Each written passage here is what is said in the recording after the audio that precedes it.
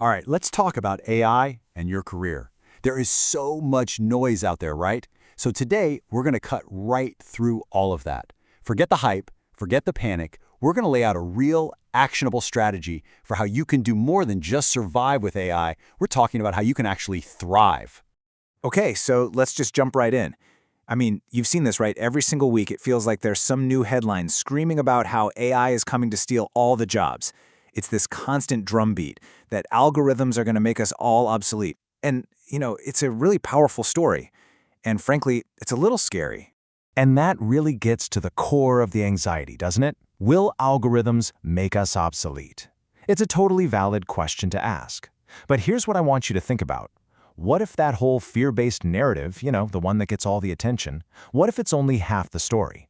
What if it's leaving out the most crucial part? Because here's the thing.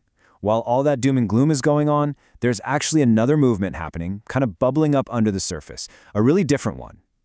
You've got innovators and entrepreneurs who are building a totally different kind of AI, one with a completely different mission. So let's get into this other AI model. It's called the empowerment model. And this is so important to understand. There isn't just one single path for how AI develops. Nope. Right now, there are two big competing ideas, two philosophies for building AI, and they're both fighting to shape our future. Okay, this slide breaks it down perfectly. You've got two completely different ways of thinking about AI. On the one hand, you've got the exploitation model.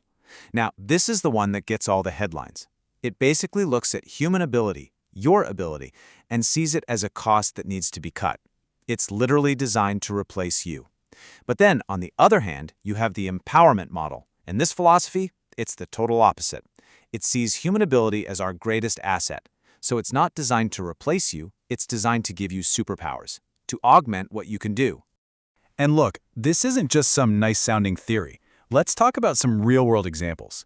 We're going to look at actual companies that are saying no thanks to that exploitation model and are actually building AI that strengthens what people can do. So check this out. These companies are putting the empowerment model into practice right now. Take a company like SecondMind. They're in complex automotive engineering. Their AI runs, get this, 90% of the tedious simulations. This frees up their engineers to do the real work, the innovating. It gives them superpowers. Or how about undergrads? It's a student-led moving company. The AI takes care of all the annoying stuff, logistics, estimates, support, so the students can just focus on the job itself. Then you've got Kirk. Their AI is like a translator, bridging the gap between brilliant scientists and the business teams who need to understand their work. And finally, Cornerstone Licensing. The AI there just demolishes all the repetitive paperwork for business licenses across 50 states. This completely changes the job, elevating the human work from just filling out forms to actual high-level strategy. You see the pattern here, right? It's so clear. In every single one of these cases, the AI's job is to remove the friction. It handles the boring, the repetitive, the soul-crushing parts of the job. And what does that do? It frees up the humans to do what we do best, create real value. Okay, so this is where it gets personal. Now that we see this pattern, how can you use it to build your own career strategy in this new world? Well, the whole game is to start focusing on the things that are uniquely human. I absolutely love this quote. Steve Jobs famously called the computer a bicycle for the mind. Think about that. A bicycle makes you way more efficient. But this quote suggests we should see AI as a rocket for the mind. A rocket doesn't just make you more efficient. It launches you into a whole new stratosphere.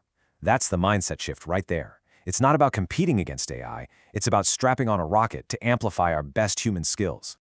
So, here's the bottom line for your strategy. It's simple, really. Stop trying to compete with AI on the things it's good at. Don't try to be a faster calculator or a better form filler. That is a race you will lose every single time. The winning strategy is to focus on what AI can't do. So what are those skills? They're right here. These are your human superpowers. We're talking about judgment, making those tough calls when you don't have all the data. We're talking about pure creativity, solving problems in ways nobody's thought of before. We're talking about human connection, building trust, empathy, relationships.